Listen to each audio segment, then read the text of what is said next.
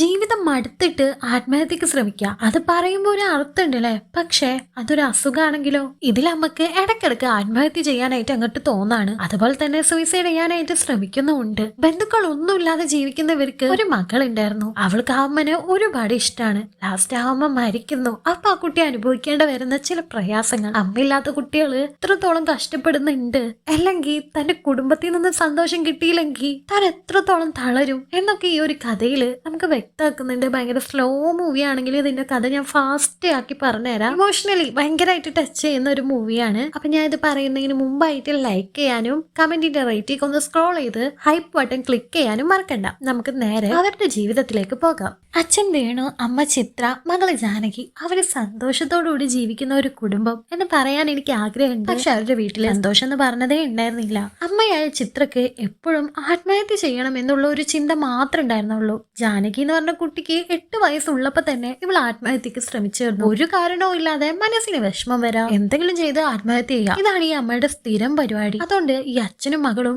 ഏത് സമയവും അമ്മയുടെ പിന്നാലെ തന്നെ ഉണ്ടാവും. അമ്മ എന്തെങ്കിലും ചെയ്യുന്നുണ്ടോ എന്ന് നോക്കാൻ വേണ്ടിയിട്ട്. ഈ ഒരു ആത്മഹത്യക്കുള്ള ടെൻഡൻസി മാറാൻ വേണ്ടി ഡോക്ടർ കൃത്യമായിട്ട് മരുന്ന് കഴിക്കണമെന്ന് പറഞ്ഞിട്ടുണ്ടായിരുന്നു. പക്ഷെ അമ്മക്ക് മരുന്ന് കഴിക്കാനായിട്ട് ഒട്ടും തന്നെ താല്പര്യം ഉണ്ടായിരുന്നില്ല. അതറിഞ്ഞ അച്ഛനും മകളും ആണെന്ന് വെച്ചാൽ അമ്മ അറിയാതെ ചോറിൽ അത് കലർത്തി കൊടുക്കുന്നുണ്ട്. പക്ഷെ എങ്ങനെയോ അമ്മക്ക് മനസ്സിലാവാണ് ചോറിൽ എന്തോ കലർത്തിയിട്ടുണ്ടെന്ന്. ദേഷ്യം വന്ന അവളും ആ ഒരു ചോറ് കൊണ്ടുപോയി കൊട്ടിക്കളഞ്ഞതിന് ശേഷം ദേഷ്യം സഹിക്കാൻ പറ്റാതെ ഉള്ള ഗുളികകളൊക്കെ വാരി കഴിക്കാനായിട്ട് നോക്കിക്കൊണ്ടിരിക്കുകയാണ്. ഈ അച്ഛനും മകളും തടയാനായിട്ട് ശ്രമിക്കുന്നുണ്ടെങ്കിലും പറ്റുന്നേ ഇല്ല. അവസാനം ആ ഒരു കുപ്പിയിലെ മരുന്ന് ഫുള്ളും അവൾ കഴിക്കുകയാണ്. അങ്ങനെ ഹോസ്പിറ്റലിലും കൊണ്ടുപോകുന്നുണ്ട്. എന്തോ ഭാഗ്യത്തിന് ജീവൻ രക്ഷിക്കുകയാണ്. ഡോക്ടറോട് ആ കുട്ടി പറയുന്നുണ്ട്, അമ്മ എന്നെ അടിക്കാറുണ്ട്, പക്ഷെ അത് കഴിഞ്ഞ് വന്നാല് പിന്നെ സമാധാനമായിട്ട് സ്നേഹിക്കുമെന്ന് പറയാണ്. അമ്മയുടെ സ്വഭാവം ഇങ്ങനെ ആയതുകൊണ്ട് തന്നെ അവൾക്ക് കോളേജിൽ പോകാനൊന്നും ഒട്ടും തന്നെ ഇൻട്രസ്റ്റ് ഉണ്ടായിരുന്നില്ല. പഠിപ്പിലൊന്നും ഒരു ശ്രദ്ധയും ഉണ്ടായിരുന്നേ ഇല്ല. ഈ ഒരു വിഷമം മനസ്സിൽ വെച്ചോണ്ട് അവള് ബാക്കിയുള്ള കുട്ടികളോടൊന്നും മിണ്ടാത്തോണ്ട് തന്നെ അവളുടെ വിഷമങ്ങൾ പറയാൻ പോലും അവൾക്ക് ഒരു ഫ്രണ്ട്സും ഉണ്ടായിരുന്നില്ല. ഇപ്പൊ അമ്മ ഹോസ്പിറ്റലിൽ ആയതുകൊണ്ട് തന്നെ അവള് സ്കൂളിൽ പോകുന്നില്ല. അമ്മയും എന്തോ ബോധം വന്ന പോലെ, അല്ല നമ്മ ഇവിടെ തന്നെ കിടന്നാൽ ശരിയാവോ, എന്റെ മോൾക്ക് സ്കൂളിൽ പോണ്ട, എക്സാം ഒക്കെ അല്ലേ വരണേ എന്ന് പറയാണ്. എന്നാ മകളും വിഷമത്തോടു കൂടി അതൊന്നും മൈൻഡ് ചെയ്യാതെ നിൽക്കാണ്. കാരണം ഇത് എപ്പോഴും സ്ഥിരമാണ്. ഇപ്പൊ ഡോക്ടറെ ഡിസ്ചാർജ് ചെയ്തെങ്കിലും മരുന്ന് ഒരു ദിവസം പോലും മുടങ്ങാതെ കഴിക്കണമെന്ന് പറയാണ്. പക്ഷെ അമ്മയോട് അത് എത്ര പറഞ്ഞിട്ടും കേൾക്കുന്നില്ല. അമ്മ മരുന്ന് കഴിച്ചാലൊന്നും ഈ അസുഖം മാറാൻ പോകുന്നില്ല എന്ന് പറയാണ്. ഇപ്പൊ രാത്രി ജാനകി പഠിക്കാൻ ഇരിക്കുന്നുണ്ടെങ്കിലും അവൾക്കൊരു സമാധാനം ഉണ്ടായിരുന്നില്ല. തന്റെ അമ്മ എന്തെങ്കിലും ചെയ്യോ എന്നാണ് മനസ്സിൽ മുഴുവൻ. അതുകൊണ്ട് തന്നെ കിടന്നുറങ്ങുന്ന അമ്മയുടെ അടുത്ത് പോയി ശ്വാസം ഉണ്ടോന്ന് അവള് മൂക്കിൽ വിരല് വെച്ച് നോക്കാണ്. ശ്വാസം ഉണ്ടെന്ന് അറിയുമ്പോഴാണ് അവൾക്ക് സമാധാനമാവുന്നത്. ഒരു ദിവസം അമ്മ ജാനകിനോട് പറയാണ്, ഞാൻ മരിച്ചു കഴിഞ്ഞാല് എന്റെ ചിതാഭസ്മം നീ ഹിമാലയത്തിൽ കൊണ്ട് ഒഴുക്കണമെന്ന്. ഇത് കേട്ട് ജാനകിക്ക് ദേഷ്യം വരാണ് ചെയ്തത്. ഏത് സമയവും മരിക്കണം മരിക്കണം എന്നുള്ള ഒരു ചിന്ത ഉള്ളൂ എന്ന് പറഞ്ഞ അവള് ദേഷ്യത്തോടുകൂടി അവിടെ നിന്ന് എഴുന്നേറ്റ് പോകുന്നുണ്ട്. ജാനകിക്ക് ഡ്രാമയിലൊക്കെ അഭിനയിക്കാനായിട്ട് ഭയങ്കര ഇഷ്ടമായിരുന്നു. അതിന് വേണ്ടിയിട്ട് അവള് പ്രാക്ടീസ് ചെയ്യുന്നുണ്ട് ഒരുപാട് ഒറ്റക്ക്. ഇപ്പൊ ആ ഒരു അമ്മയും അച്ഛനും മകളും കൂടി ചില സമയങ്ങളിൽ കടൽ കാണാനും പുറത്തും ഒക്കെ പോകാറുണ്ട്. ആ ഒരു ക്വാളിറ്റി ടൈമില് അവരുടെ ലവ് സ്റ്റോറി അമ്മയും അച്ഛനും കണ്ടുമുട്ടിയ കഥയൊക്കെ പറയാണ്. ഈ അമ്മ പണ്ടെന്ന് വെച്ചാല് ടോപ്പ് സ്റ്റുഡന്റ് ആയിരുന്നു കോളേജിൽ. ഇത്രയും പഠിക്കുന്ന എല്ലാ പ്രതീക്ഷയും ഉള്ള ഒരു കുട്ടിയായിരുന്നു. പക്ഷെ ചിത്രയുടെ അച്ഛന് വേണുമായിട്ടുള്ള ബന്ധം പിടിച്ചേ പിന്നെ അവളെ കോളേജിൽ വിടാതെ അടിച്ച് വീട്ടിലിരുത്താണ് ചെയ്തത്. അതുകൊണ്ട് തന്നെ അവളെ പഠിപ്പ് നഷ്ടപ്പെട്ടു. അവളെക്കാളും ലോ ആയിട്ട് പഠിച്ച കുട്ടികൾ വേറെ വലിയ വലിയ പൊസിഷനിലാണ് ഉള്ളത്. ഇവള് മാത്രം ഇങ്ങനെ ഒന്നും ആവാതെ ഇപ്പോഴും. അത് ആലോചിച്ചിട്ടൊക്കെയാണ് ഇപ്പൊ അവൾക്ക് അങ്ങനത്തെ ഒരു അസുഖം വന്നിരിക്കുന്നത്. ഇതൊക്കെ ആത്മഹത്യ ടെൻഡൻസി ഇങ്ങനെ വരുന്നതും ആ ഒരു അച്ഛന്റെ കർമ്മഫലായിരുന്നു. ഒരു ദിവസം ജാനകി സ്കൂൾ വിട്ട് വരുമ്പോ കണ്ണു അടിച്ച് സോഫയിൽ കിടക്കുന്ന അമ്മയെ കണ്ട് അവള് പേടിച്ചു പോവാണ്. അമ്മ മരിച്ചു പോയോന്ന് അറിയാൻ വേണ്ടി അവള് ശ്വാസം ഉണ്ടോന്ന് നോക്കുന്നുണ്ട്. എണീറ്റപ്പോഴാണ് ജാനകിക്ക് മുഖത്തൊരു പുഞ്ചിരി വിടരുന്നത്. പച്ചക്കറി എല്ലാം അരിഞ്ഞുകൊണ്ടിരിക്കുന്ന ചിത്രം കാണുന്ന വെച്ചാൽ ഇപ്പൊ ആത്മഹത്യ ചെയ്യാനായിട്ട് തോന്നാണ്. അവള് കത്തിയെടുത്ത് നരമ്പിൽ വെച്ച് മുറിക്കാനായിട്ട് നോക്കുമ്പോ ഭാഗ്യത്തിന് കറക്റ്റ് ടൈമിൽ തന്നെ കറണ്ട് പോകുന്നുണ്ട്. അന്താശ്ശേരി കളിക്കാനായിട്ട് വേണും ജാനകിയും ചിത്രനെ വിളിക്കുന്നുണ്ടെങ്കിലും എനിക്ക് കറണ്ട് വന്നിട്ട് വേണം മാവരയ്ക്കാൻ, നിങ്ങൾക്ക് ഇവിടെ കളിച്ചിരുന്നാ മതി എന്ന് ചിത്ര ദേഷ്യത്തോടുകൂടി പറയാണ്. ഇപ്പൊ ഒരു ദിവസം ജാനകിക്ക് ഒരു ഫുൾ മെഡിസിൻ പുറത്തു നിന്ന് കിട്ടാണ്. തന്റെ അമ്മ ഗുളികയൊന്നും കഴിക്കുന്നില്ല എന്നും അച്ഛനെ എന്നെയും പറ്റിക്കുകയാണെന്നും അവൾക്ക് മനസ്സിലാവാണ്. അമ്മയുടെ അടുത്ത് ചെന്നിട്ട് അവൾ അതിനെ കുറിച്ച് ചോദ്യം ചെയ്യുന്നുണ്ട്. അമ്മ അപ്പൊ ഗുളികയൊന്നും കഴിക്കുന്നില്ല അല്ലെ, ഞങ്ങളെ പറ്റിക്കുന്നതാണല്ലേ, ഡോക്ടർ പറഞ്ഞല്ലേ ഇതൊന്നും മുടക്കരുതെന്ന്. അമ്മക്കെന്താ പറഞ്ഞാൽ മനസ്സിലാവാത്തെ, ഇത് കഴിക്കുന്നല്ല ജാനകി ഷൗട്ട് ചെയ്ത് പറയുമ്പോ ദേഷ്യം വന്ന ചിത്ര ആ ഒരു കൊച്ചിനെ ഒരുപാട് അടിക്കുന്നുണ്ട്. വേണു വന്ന് തടഞ്ഞപ്പോഴാണ് ആ അടി നിർത്തിയത്. പിന്നെ അവളുടെ ദേഷ്യമൊക്കെ അടങ്ങിയപ്പോഴാണ് ചിത്ര തന്റെ മകളെ തല്ലിയതോർത്ത് വിഷമിക്കുന്നത്. അവൾ അടുക്കളയിൽ മാറിയിരുന്ന് ഒരുപാട് കരയുന്നുണ്ട്. ഇത് കണ്ടുവന്ന ജാനകിയും എനിക്ക് കുഴപ്പമൊന്നുമില്ല, എനിക്ക് അമ്മയുടെ അവസ്ഥ അറിയാം,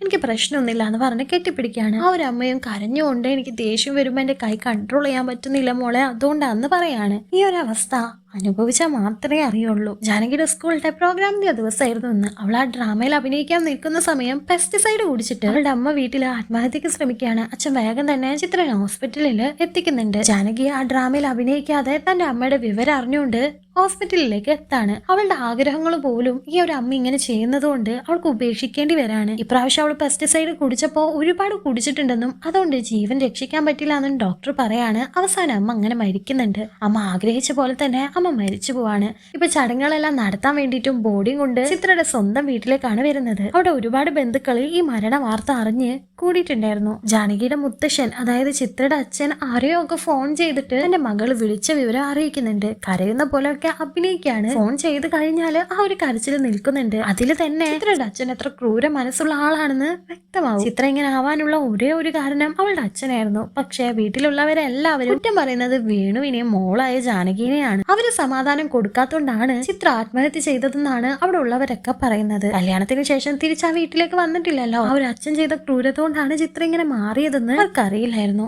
വേണുവിനെ പ്രേമിച്ചാണ് ചിത്ര കല്യാണം കഴിച്ചത്. അതുകൊണ്ട് തന്നെ വേണുവിനെ ആ ഒരു അച്ഛന് ഇഷ്ടമുണ്ടായിരുന്നില്ല. അവനെ പറ്റി മാറി നിന്ന് എല്ലാ ബന്ധുക്കളും കൂടി കുറ്റം പറയുന്നുണ്ട്. ഇപ്പൊ ജാനകിക്ക് അതേ ദിവസം തന്നെ പീരീഡ്സ് ആവുന്നുണ്ട്. അവളുടെ ബാക്കിലെല്ലാം ബ്ലഡ് ആയിരിക്കുന്നത് ആ വീട്ടുകാരൊക്കെ കാണാണ്. അതുകൊണ്ട് തന്നെ അവിടെ ഉണ്ടായിരുന്ന ഒരാള് ഇത് ഭയങ്കര ദുശകുനാണെന്നും ആത്മാവ് തിരിച്ചു പോകൂല, ആത്മാവിന്റെ പക ഇവിടെ തന്നെ നിൽക്കും, അതിനു വേണ്ടിയിട്ട് ഒരു പൂജ നടത്തണമെന്നും പിന്നെ ഹിന്ദുക്കളുടെ ആചാരപ്രകാരം ആ ഒരു ചിതാഭസ്മം ഒഴുക്കി കളയാണ് വേണ്ടത്. പക്ഷെ ഇത് ഒഴുക്കി കളയാൻ പറ്റില്ല, കുഴിച്ചു മൂടണം, എന്നാലേ ആത്മാവ് പുറത്തു വരാതിരിക്കൂ എന്നെല്ലാം പറയുന്നുണ്ട്. പൂജ കഴിയുന്നവരെ ആ വീട്ടിൽ ആരും തന്നെ പുറത്തു പോകരുതെന്നും ആരെല്ലാം പുറത്തു പോയോ അവരെല്ലാം മരിച്ചു പോകുമെന്ന് ഒരു അന്ധവിശ്വാസിയായ ഒരാള് പറയാണ്. ഇപ്പൊ ജാനകിക്ക് പീരീഡ്സ് ആയതുകൊണ്ട് തന്നെ അവിടെ എല്ലാം അവളെ അശുദ്ധിയാക്കിയെന്നും അവളെ തട്ടിമോളിൽ കയറ്റിയിരുത്തിയതിനു ശേഷം ഇവിടെ എല്ലാം വെള്ളം ഒഴിച്ച് വൃത്തിയാക്കി കഴുകി പുണ്യജലം തെളിക്കണമെന്നെല്ലാം അവര് പറയാണ്. ജാനകിയോട് തട്ടിന്റെ മുകളിലായിട്ട് പോയി ഇരിക്കാൻ പറയുമ്പോൾ അവൾ അതിന് സമ്മതിക്കുന്നില്ല. എന്നാൽ അമ്മ മരിച്ച ഒരു കുട്ടിയാണെന്ന് പോലും നോക്കാതെ അവളുടെ മുത്തശ്ശൻ അവളെ ഒരുപാട് ചീത്ത പറഞ്ഞ് തല്ലാൻ വരെ കൈ ഓങ്ങി അവളെ തട്ടിമുറത്ത് കയറ്റിയിരുത്താണ്. ഇപ്പൊ അമ്മയുടെ ബോഡി അവിടേക്ക് എത്തുന്നുണ്ട്. അതിന്റെ ശബ്ദം കേട്ട് ജാനകി താഴത്തേക്ക് ഇറങ്ങാൻ വേണ്ടി നോക്കിയതും അവളെ പിടിച്ചു നിർത്താനായിട്ട് 3 സ്ത്രീകൾ അവിടേക്ക് വരുന്നുണ്ട്. അവളുടെ ബന്ധുക്കൾ തന്നെ ആയിരുന്നു അത്. അവൾ എത്ര ശ്രമിച്ചിട്ടും അവളുടെ അമ്മയുടെ ബോഡി കാണാനായിട്ട് അവരിവളെ വിടുന്നുണ്ടായിരുന്നില്ല.